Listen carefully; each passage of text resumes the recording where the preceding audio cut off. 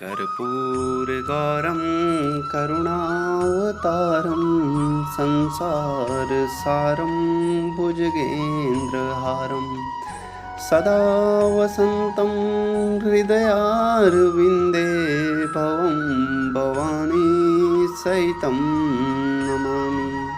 भवं भवानी सहितं नमामि। नमस्कार दोस्तों, आज की चर्चा में आपका स्वागत है। आज हम चर्चा करेंगे सामवेद पर। दोस्तों, अध्वर्युं के बाद यज्ञ का तीसरा ऋत्विक उद्गाता होता है। उद्गाता के लिए चयन किए गए मंत्र संग्रह का नाम ही सामवेद है।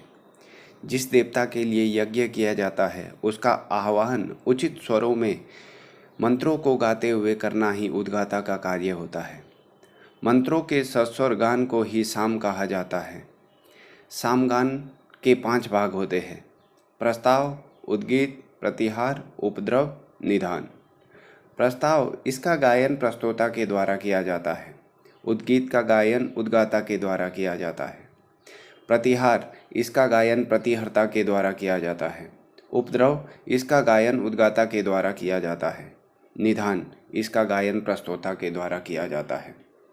दोस्तों, चरण व्यूह के अनुसार सामवेदस्य किल सहस्र वेदा भवन्ति तथा महाभाष्य में सहस्रवर्मा सामवेदः कहकर सामवेद की 1000 शाखाओं का निर्देश किया गया है।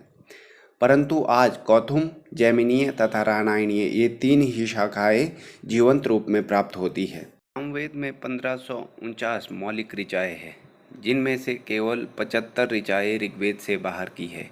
बाकी सभी ऋचाएँ ऋग्वेद से ग्रहण की गई है।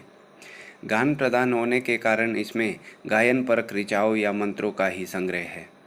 सामवेद की तीनों शाखाओं में कौथुम शाखा सबसे अधिक प्रसिद्ध है।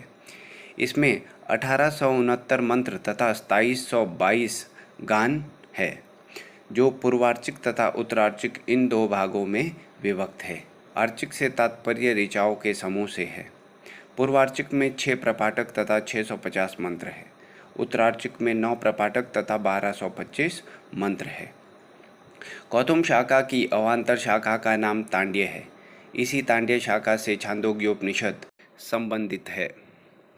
भारतीय संगीत विद्या का मूल सामवेद की इसी शाखा में प्राप्त होता है। रामायणीय शाखा की बात करें तो रामायणीय शाखा कौथुम से अधिक भिन्न नहीं है। इसमें मंत्र संख्या कौथुम के बराबर ही है, बस उच्चारण मात्र का फर्क है।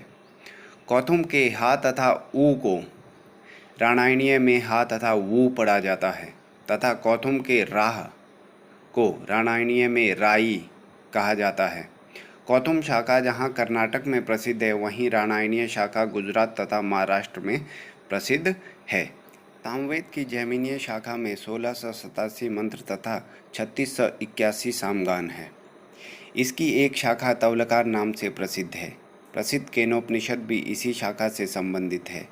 ब्राह्मण, आरण्यक, उपनिषद आदि संबंधित साहित्य की प्राप्ति के कारण यह सामवेद की सबसे समृद्ध शाखा है। सामवेद का ज्ञान महर्षि वेदव्यास ने जैमिनी को दिया था।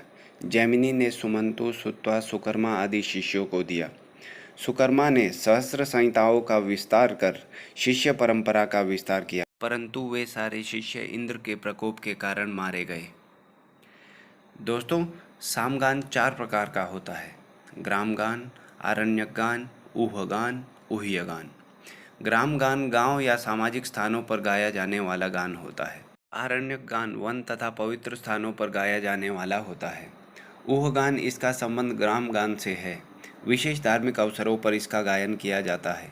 ऊह्यगान, इसे रहस्य गान भी कहा जाता है। इसका संबंध आरण्यक गान से ही होता है। सामगान में निषाद, ऋषभ, गांधार, षडज, मध्यम, धैवत तथा पंचम इन 7 स्वरों का प्रयोग किया जाता है, जिन्हें वर्तमान समय में सा, रे, गा, मा, पा, धा, नी, सा इस तरह से कहा जाता है। दोस्तों, सामगान में आवश्यकतानुसार कुछ घटाया बढ़ाया जा सके, इसके लिए 6 साम विकार प्रचलित है, जो विकार, विश्लेषण, विकर्षण, अव्यास, विराम, स्तोभ इन 6 नामों से प्रसिद्ध है। शब्द के स्थान पर आवश्यकतानुसार परिवर्तन करना विकार कहलाता है। शब्द या पद को तोड़कर अलग करना विश्लेषण कहा जाता है। एक ही स्वर का दीर्घकाल तक उच्चारण करना विकर्षण कहा जाता है। किसी पद का बार बार उच्चारण करना अभ्यास कहा जाता है।